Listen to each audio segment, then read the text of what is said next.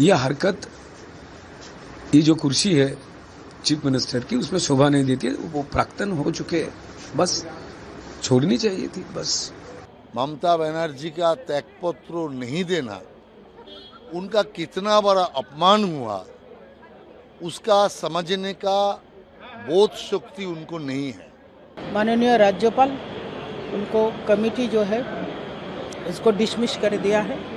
देखिए, संविधान जिस रास्ते पे चलने के लिए हम लोगों को निर्देश दे दिया, उसको कोई इग्नोर नहीं कर सकता है।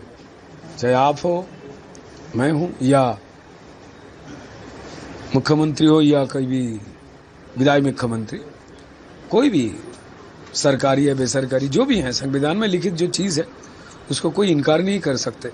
दुखदायक है, जैसे ये SIR ना होने देने की बात हो या कुर्सी ना छोड़ने की बात हो, ये दुखदायक है। मतलब यह हरकत, ये जो कुर्सी है चीफ मिनिस्टर की, उसमें शोभा नहीं देती है। वो प्राक्तन हो चुके, बस छोड़नी चाहिए थी बस।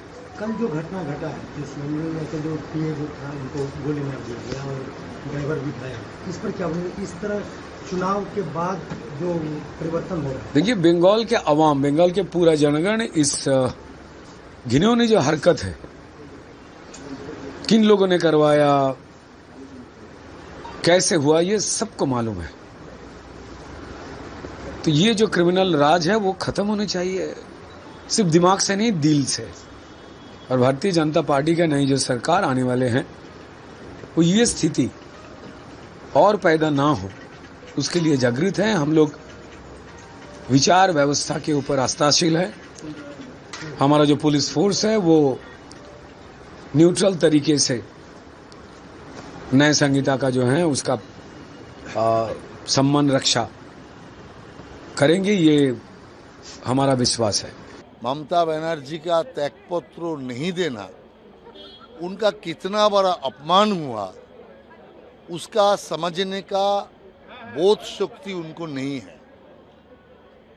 चरम अपमानित हुआ, जो हम छोड़ेंगे नहीं। अरे तुम नहीं छोड़ेंगे तो पूरा जनता का राय अटक जाएगा, जनतंत्र स्तब्ध हो जाएगा, संविधान बंद हो जाएगा। लेकिन आज गवर्नर ने जो आदेश दिया, इस सरकार का म्याद समाप्त हुआ, इसीलिए इस सरकार का म्याद को समाप्ति का घोषणा गवर्नर ने कर दिया और कोई असुविधा नहीं है नया सरकार बैठने का। लेकिन तो जिस तरीके से दादा अब अखिलेश यादव भी आ जाए, बोले बहुत अन्याय हुआ है, सबको मिल जाना चाहिए, एकजुट हो जाना चाहिए। देखिए, सारे हारे हुए पार्टी अपना दुख बांटने के लिए इकट्ठा हो रहा है। क्या होगा? इंडी जोड़ बनाया था, कितना सा आस्पालन किए थे, क्या हुआ? नतीजा तो वही है। आज अखिलेश यादव आया ममता जी का आंसू पूछने के लिए। इसके पहले अखिलेश का आंसू पूछने के लिए ममता जी गए थे। अभी 2 दिन बाद फिर दुख प्रकट करने के लिए आपका स्टैलिन आ जाएगा। तो सारे हारे हुए मोर्चा इकट्ठा होके वो लोग आगे के लिए सपना देख रहा है। सपना सपना ही होता है, हकीकत नहीं बनता। नियम के तरीके में माननीय मुख्यमंत्री वो जाना नहीं चाहती थी, लेकिन जो संवैधानिक तरीका है वही तरीका से माननीय राज्यपाल उनको कमेटी जो है इसको डिसमिस कर दिया है, तोड़ दिया है। जो सिस्टम है, सिस्टम से ही चलेगा।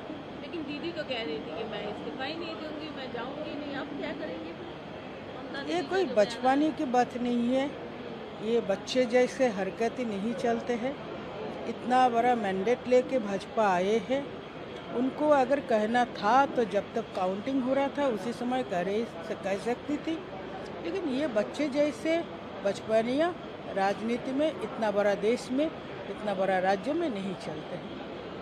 दीदी, बहुत दुर्भाग्यपूर्ण घटना हुई जिस तरीके से चंद्रा को किया गया, क्या कहेंगे इस पर? बहुत मर्मांतिक और दुखद है।